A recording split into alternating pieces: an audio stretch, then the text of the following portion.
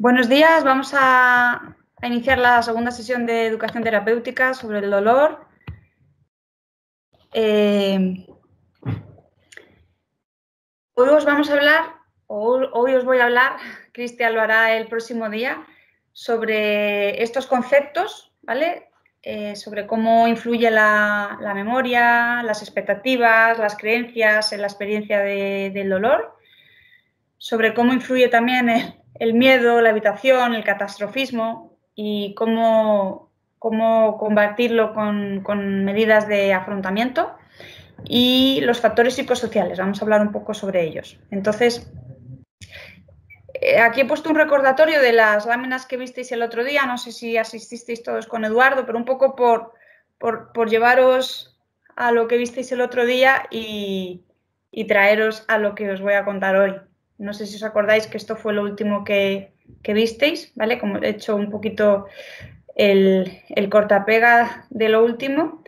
Y el ejercicio este que quería que lo corrigiéramos, pero bueno, si nos da tiempo al final, porque no sé si lo habéis hecho, pero bueno, lo dejamos como comodín. Podemos ver luego lo que habéis contestado, que me parece más bonito también hacerlo interactivo, ¿vale?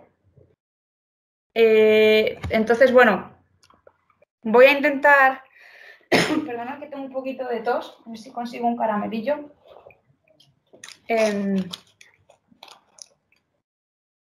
¿Esto es un caramelillo? Sí. El condicionamiento operante, bueno, sabéis que como ocurre con los animales, pues puede trasladarse también a cómo ocurre con las personas, con los seres humanos, ¿no? En relación al dolor, cuando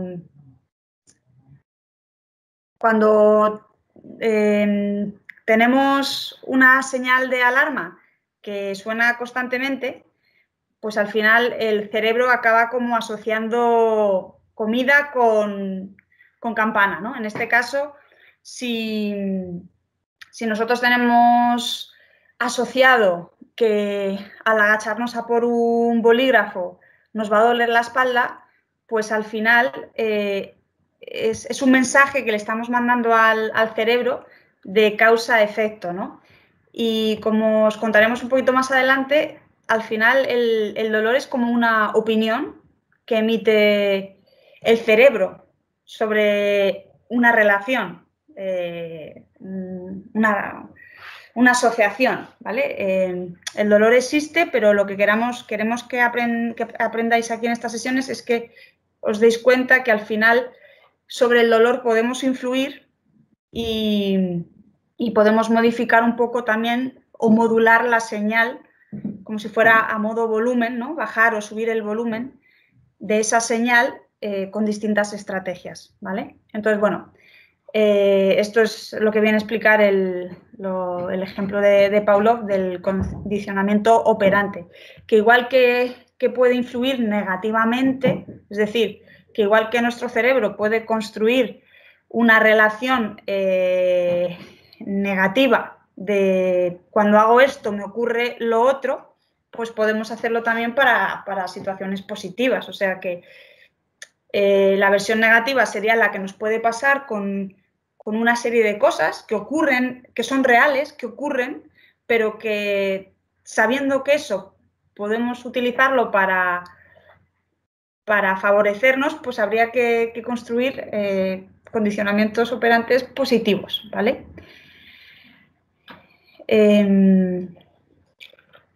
De esto saben mucho más los psicólogos, que son los que hablan de esto en las sesiones cuando las hacemos también con ellos, pues ellos nos explican mucho más sobre esto, sobre el refuerzo positivo, cómo puede mejorar la conducta, y el refuerzo negativo o el castigo negativo, pues cómo puede también disminuir o limitar una conducta. Pero bueno, vamos a ver, esto por lo que me dijo Eduardo, que no había terminado esa parte de la sesión que quedó pendiente, pues concluir con esta parte, ¿vale? Del condicionamiento operante. Pero bueno, vamos a ver cómo puede influir memoria, contexto, creencias. Vamos a ver varios ejemplos. Aquí mis compañeros han puesto varias fotos sobre las expectativas. No es lo mismo pensar que, os voy a poner unos ejemplos así un poco divertidos, ¿no? No es lo mismo pensar que tu fisioterapeuta va a ser Brad Pitt que tu fisioterapeuta va a ser Alberto o Gonzalo. Pero bueno, esto es una broma que hicieron ellos. Pero bueno, sobre todo para ver cómo influye en la mente, cómo influye en el cerebro pues las ideas que tenemos. Esta foto que os hemos puesto aquí es cuando la ves así de repente parece que da un poco de grima, ¿no? Ver, porque parece que se ha clavado ahí alguien un clavo en el pie. Pero bueno, no deja de ser... Hola. Ah, nada, tranquila. No deja de ser una foto engañosa. Al final es un zapato que no tiene pie dentro y entonces es como que provoca dolor, pero no hay daño. Es decir, es más el efecto de la foto que la realidad. Pero así, si ves esto al principio, sin pensar mucho, pues, uy, te sale como un poco de rechazo, ¿no? Entonces, os voy a poner varios ejemplos para que veamos cómo puede haber dolor sin daño o daño sin dolor, ¿vale? Lo mismo en este caso, ¿no? En el dolor de miembro fantasma, que no sé si habéis escuchado hablar de él, pero bueno, al final ha habido un daño en el pasado, pero ese daño, si ya se ha cicatrizado, se ha operado, se ha resuelto el tema de una amputación, ya sea de pie o de mano, las personas con dolor de miembro fantasma siguen teniendo sensación de mano y siguen teniendo a veces sensaciones desagradables de mano, aunque no tienen mano, ¿no? Sensaciones térmicas, sensaciones dolorosas, sensaciones desagradables, las disestesias. Entonces, bueno, pues ese es otro ejemplo de cómo si en el cerebro, lo que hablasteis el otro día con Eduardo, si en la neurofirma, en el esquema del cerebro se queda, digamos, marcada la memoria de un dolor y no se quita, puede haber dolor sin haber daño, ¿vale? Y la situación contraria.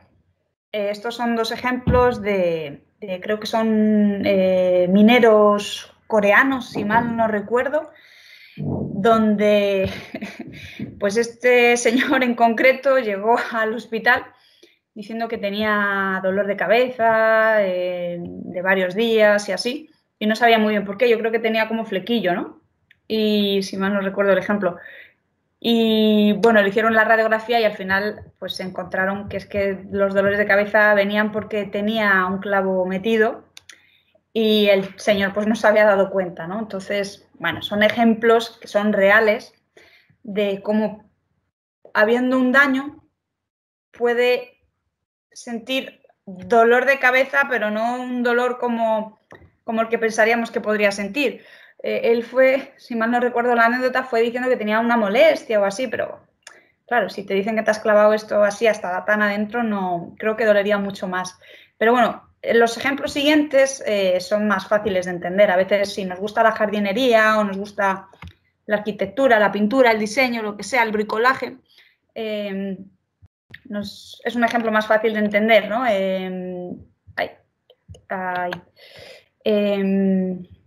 Estás en el jardín, estás trabajando y a veces te haces un pequeño corte y no te das cuenta, y te das cuenta al entrar en casa. Y lo mismo estás trabajando bricolaje, si te gusta, estás ahí divirtiéndote y no te das cuenta de que te puedes hacer daño y te das cuenta después cuando de repente ves un poco de sangre o así. O sea que cuando hay bienestar, cuando hay placer, cuando hay disfrute, puedes no darte cuenta de que te haces daño y sin embargo te haces daño, ¿no? En el caso del minero, pues no es que esté disfrutando, trabajando, pero bueno, lo que queremos transmitiros es que os deis cuenta que las dos versiones se pueden dar. Esto es una foto un poco ahí fuerte, pero bueno, al final es lo mismo. Cómo puede haber un daño al tejido, al cuerpo y que no sientas dolor si en este caso pues están en un ritual X o lo que sea. Y luego unas pequeñas estadísticas que, bueno, en este formato no me gustan mucho porque al final se ve muy pequeñito, pero bueno, lo he intentado poner así en grande. Esto es un estudio que se hizo en pacientes sanos, como pone aquí, en pacientes sanos libres de dolor, pain free. Y estas son las distintas edades, 80, 60, 40. Entonces, bueno, estas son las distintas lesiones que se encontraron, hernia de disco, disco extraído, extraído, protrusión, degeneración facetaria y espondilolistesis, distintas lesiones que se encontraron en pacientes de 80 años, fijaros, casi un 100% de pacientes con 80 años tienen una hernia de disco y estos eran pacientes sanos, entre comillas, asintomáticos y sin dolor. Entonces, se hizo este estudio justamente para respaldar estas hipótesis de que, o estas tesis ya, digamos, ya no hipótesis, de que el dolor es muy dependiente del conocimiento que tengamos sobre el tejido, sobre el daño que tenemos, ¿no? Las pruebas diagnósticas, aquí acabo de verme una de la compañera, sobre las pruebas diagnósticas y sobre nuestra lesión y también no solo sobre el conocimiento, como vamos a ver, sino sobre las creencias, sobre las experiencias, todo eso es la experiencia, todo eso es la influencia que tiene en el dolor. Y lo mismo pues con otros datos a nivel de hombro, otro estudio donde lo mismo, como pone aquí en pequeñito, la prevalencia de signos en personas asintomáticas de hombro, ¿no? O sea, entonces, prevalencia de que si quieres buscar algo, encuentras. Cuando buscas, encuentras. Y los médicos son especialistas en, si quieren encontrar un pequeño defecto corporal o si quieren encontrar un signo de algo que está mal, lo pueden encontrar. O sea, yo misma tengo un espolón calcáneo, pero no me duele. Al final, si te haces muchas fotografías, es el problema de hacerse muchas pruebas de imagen, ¿no? Que al final acabas encontrando algo y como encuentres algo, pues ya empiezan a condicionarte, ¿no? Y lo mismo aquí en un estudio que se hizo con 3.110 personas asintomáticas y es como el parecido al anterior. Se vio la prevalencia de la degeneración del disco en personas asintomáticas, pues lo que hemos dicho, un 37% en personas de 20 años, pero en personas de 80 un 96% tenían lesión de disco, ¿no? Pero bueno, lo mismo que hemos dicho antes. Entonces, al final lo que os estaba diciendo, que la imagen tiene mucha presencia en la medicina de hoy en día, es necesaria a veces, pero muchas veces es un poco dañina en el sentido que condiciona más o cronifica más a las personas que ayudarlas a salir de sus procesos de dolor perpetuante, ¿no? Entonces, bueno, y el último ejemplo es una foto que he buscado de una pareja mayor, de un matrimonio mayor, que, bueno, podemos imaginar que tienen desgastadas las rodillas, ¿no? Pues toda una vida haciendo cosas, pues lo más probable es que estén desgastaditas, pero cogen su bicicleta y se dan su paseo. Es decir, si no, o sea, no es que siempre sea así, pero que si estás a gusto, estás bien, pues es posible que te duelan menos las rodillas que si estás yendo en bicicleta a disgusto, ¿no? Si estás yendo en bicicleta obligado y tal y cual, pues te duele todo, ¿no? Pero te molesta el culete. Pero en un contexto de esta pareja deben ser alemanes, porque ahí montan mucho en bicicleta, en un contexto donde estés ahí en la playa, el verano, tal, pues bueno, sin COVID y tal, pues entonces es fácil que no duela tanto las rodillas. Pero bueno, es para seguir un poco compartiendo estos ejemplos de cómo pueden influir lo que pongamos en los dolores que tenemos o lo que dejemos de poner, ¿vale? O sea que la intensidad del dolor, como dice aquí este personajillo que es del libro que os acabo de enseñar, la intensidad del dolor que experimentas no está relacionada directamente con la cantidad de daño. Esto es lo más importante, o quizá el resumen de esta primera parte, que os quedéis con esa idea, o si estáis tomando notas, esta sería la frase que yo apuntaría, ¿no? La intensidad del dolor que experimentamos no está relacionada directamente con la cantidad de daño en el tejido, ¿vale?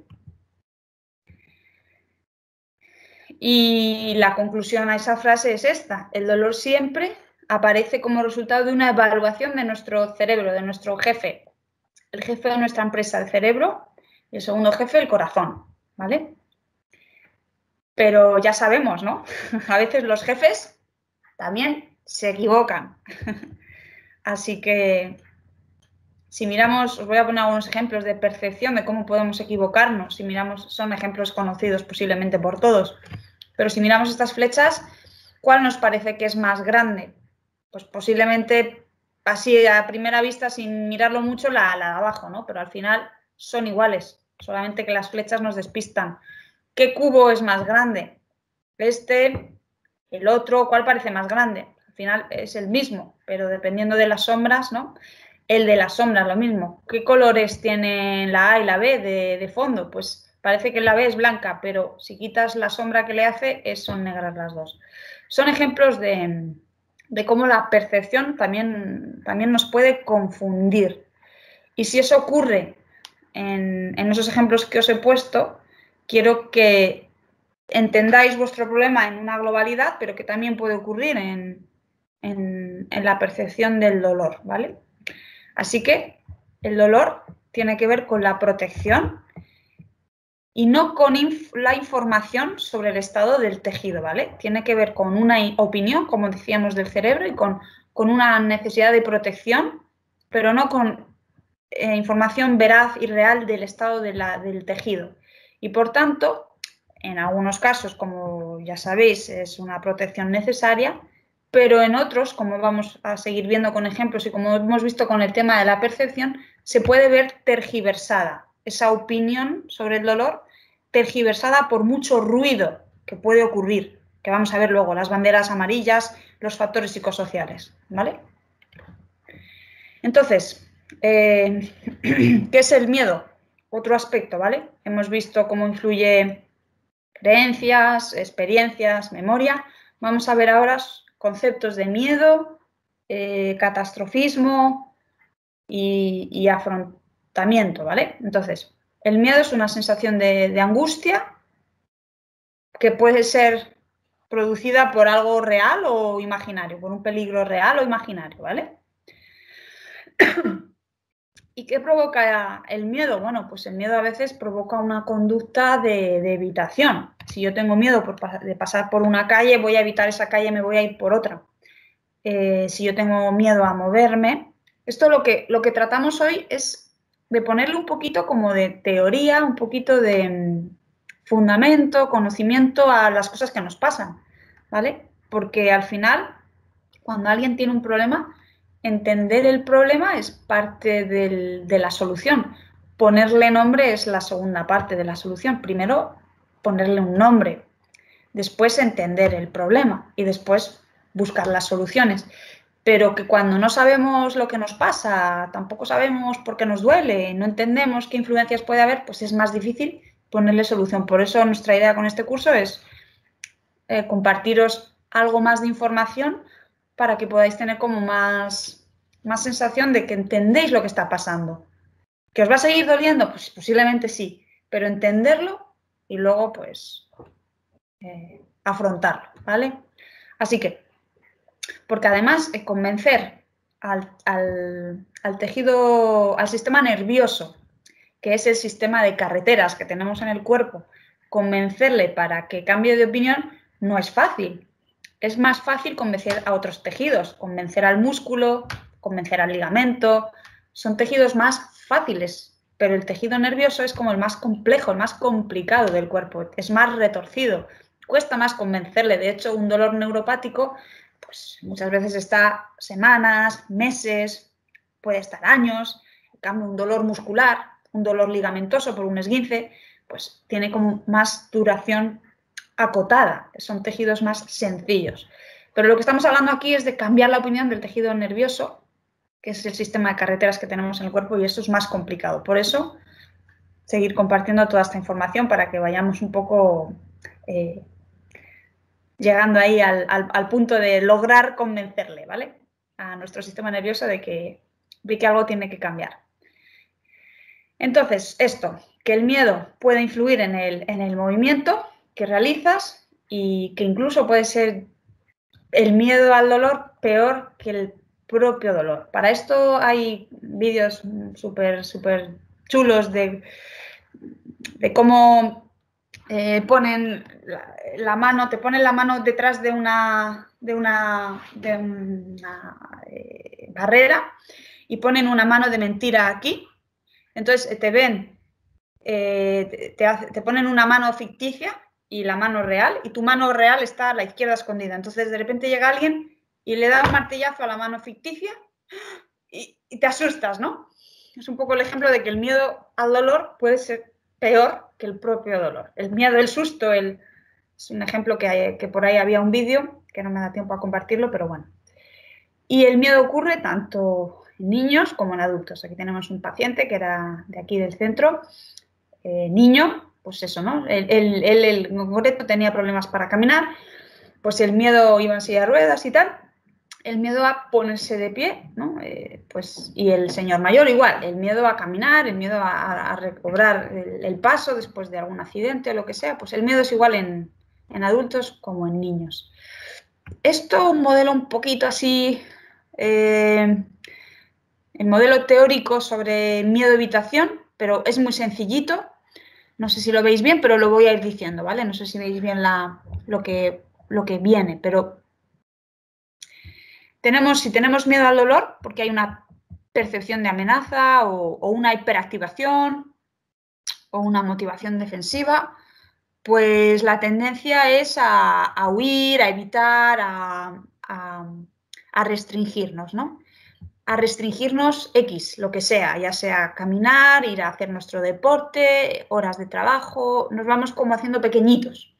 Y entramos en desuso, entramos en discapacidad o entramos en depresión, en ansiedad, entramos en un estado de no sentirnos útiles, de tristeza.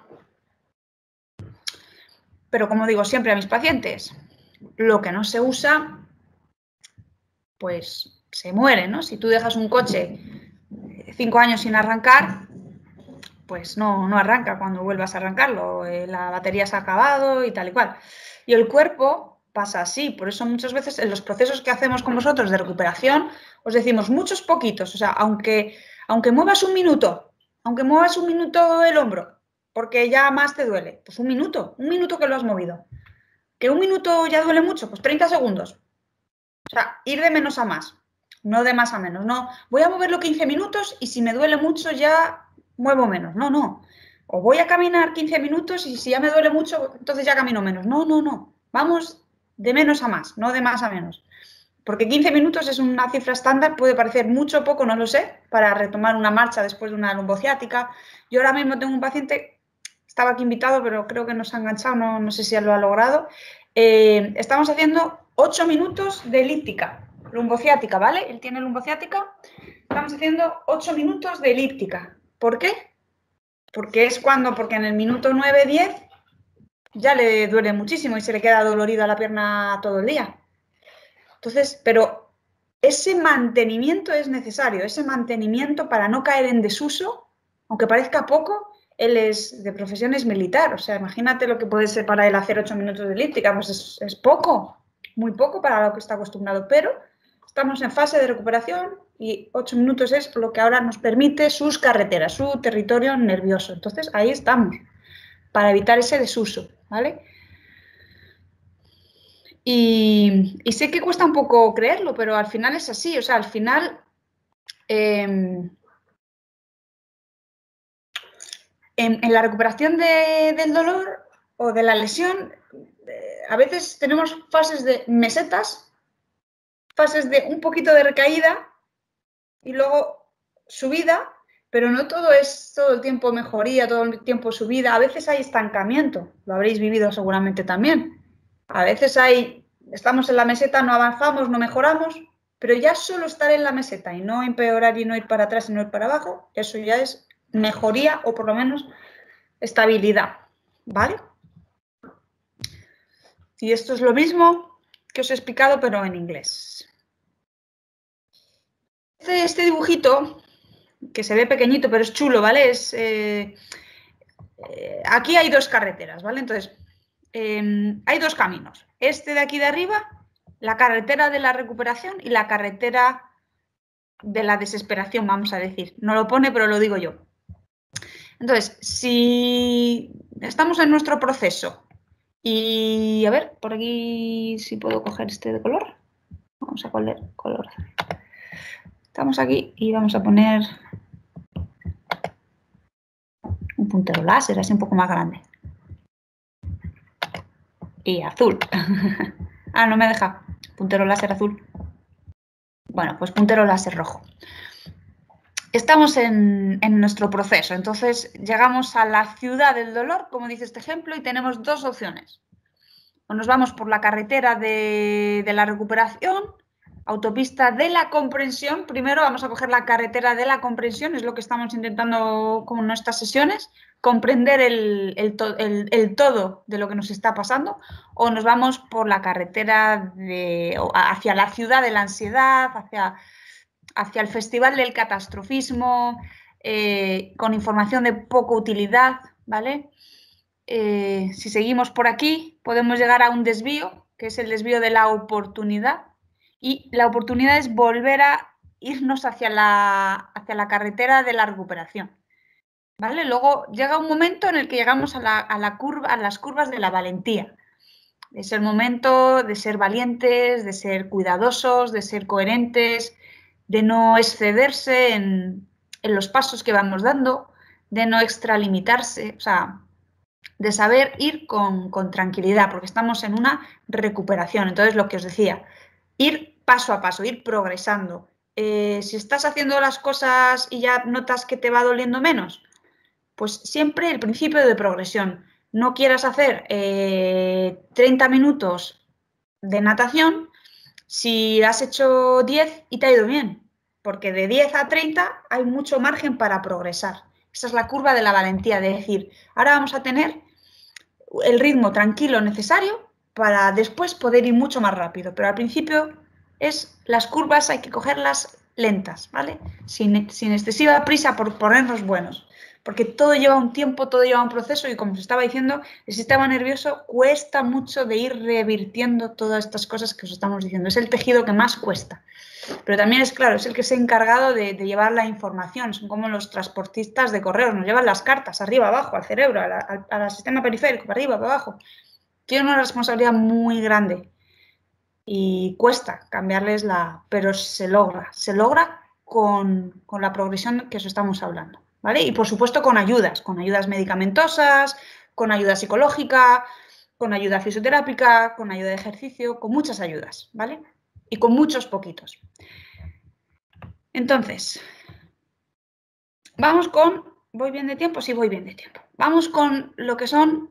hemos hablado, por resumir, hemos hablado de la influencia de la memoria, de las experiencias, del contexto, ¿no? El Brad Pitt frente a Alberto y Gonzalo, aunque no cambio a Brad Pitt por Alberto y Gonzalo, que son muy buenos fisioterapeutas, mejores que Brad Pitt seguro, pero bueno, en la influencia de eso, hemos hablado de eso, hemos hablado de la influencia de el miedo, el catastrofismo, la evitación, ¿vale?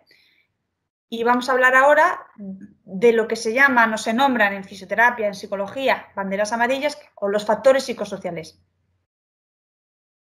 ¿Qué más pensáis antes de pasar la lámina?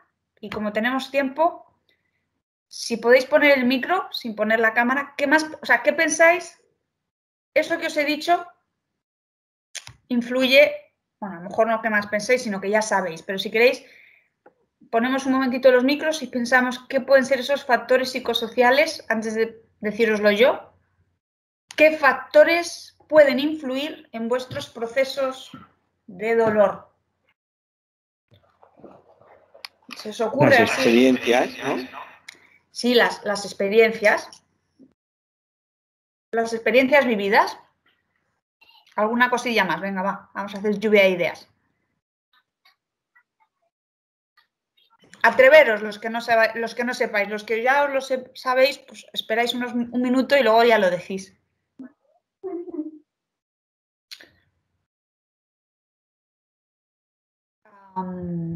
A ver qué se me fue. Ahí está. Ahora voy a mirar un momentito aquí. Por si alguien escribe o no sé.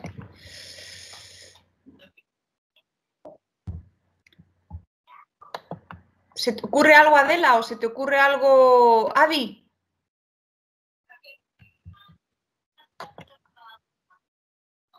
Bueno, si no, a quien lo sepa que lo diga. Si no... No sé, Mercedes. Vale, no te preocupes, corazón. Quien lo sepa que lo diga. Y vuelvo al PowerPoint de todas maneras, si no.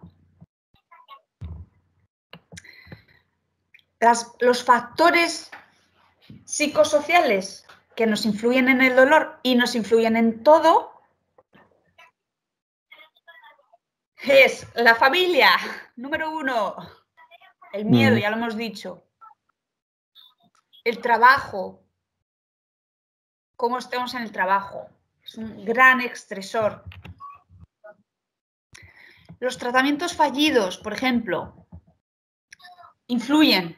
Si hemos tenido muchos tratamientos fallidos, ¿cómo estará nuestro cerebro? Fatigado, cansado, aburrido. Esa opinión sobre esos tratamientos fallidos influye en el volumen del dolor, influye, lo tiene alto, lo tiene la tendencia a que esté alto, no lo modula a la baja. Y otra cosa que influye, las diferentes explicaciones que nos den. Os pongo un ejemplo. Esta mañana ha venido una paciente con una hernia de disco, le hicieron, la resonancia se la hicieron en febrero. Ella tuvo un episodio de dolor en enero. Dice que con Filomena hizo un amago de resbalarse sin llegar a caerse y le molestó un poco la espalda, que después esa noche durmió regular, pero ahí quedó, ¿vale? Pero sí que lo hemos asociado un poco a ese factor desencadenante. De repente en febrero, empieza febrero y un día no se puede levantar de la cama, ahí se hace una resonancia, le dicen, usted tiene una hernia destruida, no sé cuántos, y distintas opiniones, ¿vale? Por eso, para explicaros esto de distintas opiniones que recibe. Un médico de la Seguridad Social que le dice, ella va con acartonamiento en la pierna y el médico le dice, eso que tú tienes, a lo mejor te tienes que operar, pero es que a lo mejor no se te quita la sensación de acartonamiento. Nunca, le dijo la palabra nunca. ¿Tú te crees que se puede decir eso en medicina? Yo creo que es que primero tendríamos que aprender, o tendría que haber una asignatura que fuera comunicación, técnicas de comunicación. En medicina y en salud nunca puedes decir nunca ni siempre. En general en la vida me atrevería a decir. Pero vamos, en temas de medicina no puedes llegar a decir nunca algo o siempre, porque quién sabe qué. Si el ser humano es maravillosamente mágico y hay cosas que cambian y cosas que se resuelven y pacientes que parece que van a morir luego viven, o sea, y dolores que parece que... No puedes utilizar esa pregunta, ¿no? Entonces, explicaciones recibidas. ¿Qué más? Le dijeron... bueno, pues sí, que esto a lo mejor se tenía que operar, que el médico por la privada también le dijo eso, que como que esto ya lo operaba ya mañana. Pero luego fue al médico de cabecera y le dijo, hombre, primero, antes de operar, tratamiento, digamos, de prueba, medicamentos, que si gabapentina, que si enantium, que si Zaldiar, para tratar de bajar, ¿vale? Ayuda de fármacos para tratar de bajar. Y si eso mejora, también metemos fisioterapia, ¿vale? Para ver si con estas dos medidas conseguimos controlarlo. Y efectivamente, fijaos, en un mes ha venido hoy a sesión, primera sesión de fisioterapia, y en un mes, estamos en mes y medio, ella ya dice, me encuentro mejor, me estoy quitando un Zaldiar al día, en vez de 2 tomo 1 y me estoy encontrando mejor. Entonces, claro, vosotros pensáis que si se hubiera operado al poquito de que le pasa esto y pum, si la cazan y la operan, no hubiera llegado a saber cómo se encuentra ahora. Ahora mismo está molesta, tiene acartonamiento, pero se ha ahorrado una cirugía. Y lo que le he dicho yo, te has salvado por la campana de cirugía y además esto ha sido... a ver, que me pide por aquí paso. Esperar, salgo a que alguien dice que quiere entrar. ¿Te has ahorrado una cirugía? Pero como me ha dicho que es la primera vez que le pasa, pues lo que yo le he dicho es, a partir de ahora, 53 años tienes que tomar conciencia de que esto te puede volver a pasar, de que ahí tienes un tema que tienes que proteger un poquito más en tu espalda y que sería bueno que cuando consigamos quitarte la sensación de acartonamiento y dolor residual que tienes, hagas un mantenimiento de tu espalda, 10 minutos al día por la mañana, una gimnasia, no, ni siquiera un mantenimiento, te digo, de 30 minutos, pero sí que hagas muchos poquitos, un mantenimiento para tu espalda, 10 minutos por la mañana o 10 minutos por la tarde, o sea, que hagas algo, porque está claro que esto, si tú no haces nada o haces cosas que te irriten la zona, pues te podría volver a pasar. Pero bueno, ese ha sido el ejemplo de esta mañana. O sea, quiero decir que las explicaciones recibidas también pueden ser factores que nos están influyendo en el dolor, que nos están influyendo, no, que nos influyen en el dolor, nos influyen claramente, nos condiciona el médico cuando nos dice y nos trata mal, nos condiciona el fisio también cuando nos recibe y nos trata mal, no solo nos condiciona las cosas, nos condiciona nuestro dolor cuando recibimos una noticia triste, nos condiciona. Bueno, ejemplos aquí, una familia sobreprotectora, ¿no? Si no tienes estrategias de afrontamiento y tiendes a lo pasivo o la influencia es pasiva, no activa, pues eso te condiciona. Y luego lo que os estaba diciendo, si tienes una mala noticia, si tienes estrés laboral, todo eso condiciona. Y está bien saber que condiciona. ¿Por qué? Porque luego a lo mejor para tratar tu dolor, todos los aspectos de tu dolor, puedes empezar por ciertas cosas. Puedes empezar por si tienes ocasión ir al psicólogo y tratarte la ansiedad o la depresión, o puedes o contratar un coach y entonces pues que trabajar el estrés laboral, la asertividad, X, por ejemplo, o sea, digo cosas por poner ejemplos, o puedes empezar por hacer algo de ejercicio con el fisioterapeuta, guiado, pautado, progresivo, o sea, si conoces tus banderas amarillas, si conoces cuáles son y las identificas, vas a poder identificar qué cosas puedes trabajar que contribuyan a mejorarte, ¿vale? Y poco a poco ir sumando cosas que te vayan mejorando todo el proceso, ¿vale?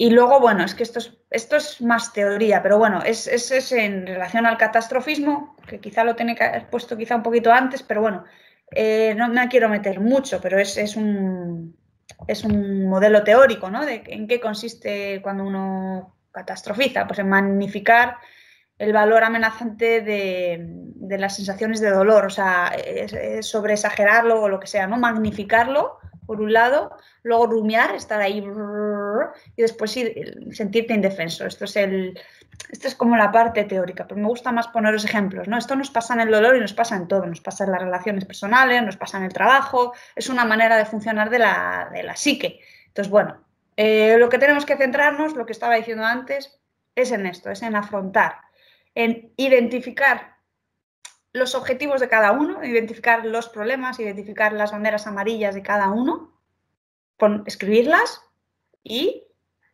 ver en qué podemos contribuirnos para ayudarnos. O sea, al final es quitar el ruido, es limpiar de ruido tu situación, en lo que puedas. Claro, a lo mejor en lo laboral no puedes porque no puedes cambiar lo laboral. Bueno, pues si no puedes o no es el momento, pues lo familiar. Y si no es lo familiar, lo personal. Pero si hay algo de eso que hemos hablado de banderas amarillas o de factores psicosociales que puedan estar influyendo en lo que tú puedas hacer algo, ahí tienes por lo menos estrategias para subir o bajar el volumen del dolor, lo que estábamos diciendo, ¿vale? Así que ejemplos, yo qué sé, pues lo que estamos diciendo, ejemplos prácticos de estrategias activas de afrontar, aprender sobre el problema, lo que estamos haciendo ahora, buscar maneras de moverse, lo que os he dicho. Si no nos podemos mover 30 minutos, nos movemos 15 y si no 15 nos movemos 5, ¿no? Como el paciente que tengo. Si no nos podemos mover 15 minutos en la elíptica, nos vamos a mover lo que podamos. 8, pues 8. Pero todos los días 8 minutos. Porque eso es mejor y más que nada.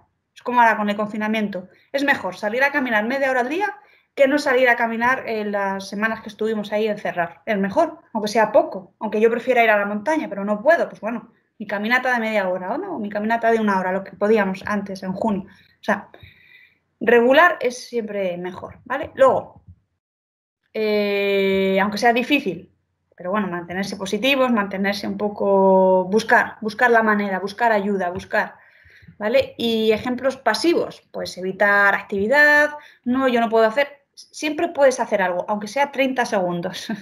Mover el dedito, 30 segundos, pues 30 segundos, mover el pie, mover la cabeza, mover el cuello, algo. Esperar no ayuda, ¿no? Por eso todas estas cosas que os digo de afrontamiento activo para... Y creo que me he quedado aquí, sí, me he quedado aquí. Hasta aquí he querido llegar y dejar la otra parte. Ah, pero espera, si yo tenía una hojita de resumen, ¿no me aparece aquí la resumen? Ah, sí, aquí está. Vale, mi hojita de resumen final, ¿vale? Que siempre me gusta acabar con un poco de resumen. En la sesión primera con Eduardo hablasteis de dolor, de tipos de dolor y acordaos de la teoría de la matriz neural o de la firma, que para recordarlo es ese mapa que tenemos en el cerebro donde se nos quedan subrayadas en negrita las cosas que vivimos, las experiencias, entonces lo que hablaría Eduardo, ¿no? Lo de que un pianista o un Rafa Nadal tiene muy marcado en negrita el área del golpeo de brazo, de tenis, porque lo usa mucho, tiene ahí muy marcado eso, ¿no? Eso es en un aspecto, digamos, positivo, de una habilidad, pero que tengáis en cuenta que eso también puede pasar con dolor, que el dolor se nos marque en negrita en nuestro mapa matriz, con nuestra matriz neural. Entonces, como eso puede ocurrir, tenemos que hacer cosas para revertir eso, ¿vale? Para que nuestra matriz no esté subrayado en la negrita, sino que esté subrayado otras cosas, el movimiento, otros aspectos, ¿vale? Luego recordamos lo que hemos hablado hoy, de que puede haber lesiones sin dolor y que puede haber dolor pero no tener lesión, ¿vale? Puede haber lesiones sin dolor, el ejemplo del coreano que tenía clavado eso y no era muy consciente, tenía cierto dolor de cabeza, pero que acudió al médico pasados los días, no es que acudiera al momento. El ejemplo del jardinería y el corte que nos hacíamos y no nos damos cuenta, ¿vale? Lesiones sin dolor. Y el ejemplo de dolores, tener dolor pero no tener lesión, ¿vale? Y ejemplos de tener lesión y no tener dolor, que es lo que hemos visto con los estudios que hemos de las personas asintomáticas, libres de dolor y con signos y estructuras que aparecen en pruebas de imagen dañadas, ¿no? El ejemplo que os hemos puesto de personas de 80 años que todos aparecen asintomáticos, ¿no? Sanos, supuestamente sin problemas especiales, y aparecen con hernias discales y problemas del tejido que no les provoca, no tiene por qué provocar dolor. O yo misma que tengo un espolón calcáneo y no tengo dolor en el pie, sé que lo tengo, pero como soy consciente, pues no dejo que mi cerebro opine. Y luego lo que hemos visto de la influencia de la memoria, del contexto, de las expectativas, de los miedos, de los factores psicosociales. Como todo eso influye, pues ahí tenéis un abanico de posibilidades para poder trabajar sobre esos aspectos. No sentirnos impotentes a la hora de decir, ¿qué puedo hacer? Pues creo que siempre podemos encontrar algo, ahora te contesto, creo que siempre podemos encontrar algo para hacer. Si evaluamos un poco qué nos puede estar influyendo. Así que salgo de la presentación y así contesto algunas dudas que tenéis por ahí. A ver cómo hago para... Vamos a dejar de compartir. Y por aquí me dice Olga, ¿cómo analizarías dentro de esta sesión la fibromialgia, lesión con o sin dolor, factores psicosociales, afrontamiento del dolor? Pues lo que os estaba diciendo, yo pienso que la fibromialgia, que es una situación como muy global, ¿no? Y compleja, que tiene muchos factores que pueden estar influyendo. Sobre lo que no podemos influir, no podemos influir. Eso está claro. A lo mejor hay aspectos de la fibromialgia que tú como paciente, si eres paciente de eso, no puedes influir o no logras comprender. Pero los aspectos de banderas amarillas o de factores psicosociales en los que puedas hacer algo, ¿no? Me estás haciendo afrontamiento del dolor, me estás preguntando por afrontamiento. Entonces, vamos a reflexionar o piensa para ti, contigo misma, qué cosas puedes hacer dentro de lo que son las posibles influencias de... A ver, ¿qué quito esto? Las posibles influencias... a ver, ¿qué me dice por aquí? Por aquí alguien que quiere entrar. A ver. Entonces, las posibles influencias... yo es que me quiero ver, porque no me veo. Veo ahí una... A ver, ahí. Que entonces, en relación a la fibromialgia, ¿qué cosas pueden estar influyendo? ¿Qué cosas pueden estar influyendo en tu situación? Pues trataría de abordar esas cosas que puedan estar influyendo, que estén en tus manos. Si tú tienes situación de estrés laboral y puedes buscar ayuda, porque eso, lo que quiero que entendáis es que eso al final es una... A ver... No sé. El estrés, si tú tienes un problema de salud y tienes estrés laboral, ¿qué pensamos que hace el estrés laboral? ¿Baja el problema de salud o lo aumenta? ¿Baja el volumen o sube el volumen?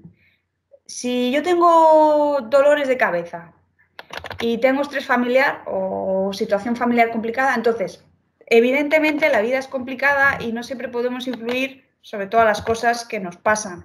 Pero si hay alguna que puedes, entonces, hay estrategias como hacer meditaciones, que eso no va a solucionar el problema al completo, eso está claro, pero que algunos aspectos del problema sí va a solucionar y por lo tanto nos va a permitir subir o bajar el volumen de ese problema. O sea, lo que también hay que entender es que tenemos que tratar de hacer muchos poquitos, contribuir muchos poquitos. No es que va a llegar algo mágico y me va a quitar, no va a llegar un medicamento mágico y me lo va a quitar todo, no va a llegar un médico mágico y me va a hacer cirugía y me va a quitar el problema, no va a llegar un fisio mágico y me va... No, como es un problema global, soluciones globales, soluciones integrales y soluciones de distintos campos y ámbitos. Y lo que esté en nuestras manos, poderlo hacer bien. Lo que no esté en nuestras manos, en la medida posible, no preocuparse, sino ocuparse. Que es muy fácil decirlo, pero que luego es muy difícil hacerlo, lo sé, porque sé las situaciones que vivimos cada uno y sé que fácil es decir, es que tengo estrés laboral, voy a pagar a un psicólogo y que me ayude con... Ya, pero es que hay que pagar al psicólogo, o sea, vale, pero entonces, bueno, pues ahora que estamos en pandemia, pues te quitas, te restringes de viajar, que no viajamos y te lo gastas en... O sea, al final es encajarlo como se pueda. Pero lo que te diría es eso, es busca qué cosas puedes tú hacer y las que tú puedas ir haciendo, hacerlas, ¿no? Porque eso siempre será mejor que no hacer nada. Y aunque no notes gran alivio, y aunque no notes, pero eso será un mantenimiento. Y lo que sí que tienes que saber es que ese mantenimiento va haciendo mella en el cerebro y poco a poco en el sistema nervioso y poco a poco irá cambiando la opinión, ¿no? A emitir sobre ciertos aspectos del cuerpo, de la salud, del dolor, de la enfermedad. A ver, ¿cuándo? Sí, ok, entendido. ¿Alguna duda más? ¿Alguna cosilla más? ¿Queréis poner a alguien en el micro y comentar algo?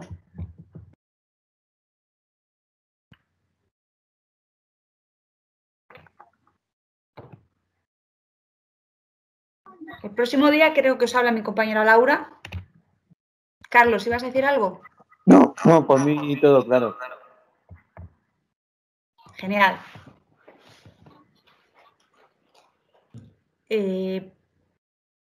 Pues nada, si queréis entonces lo dejamos aquí y así os dejo ir a comer.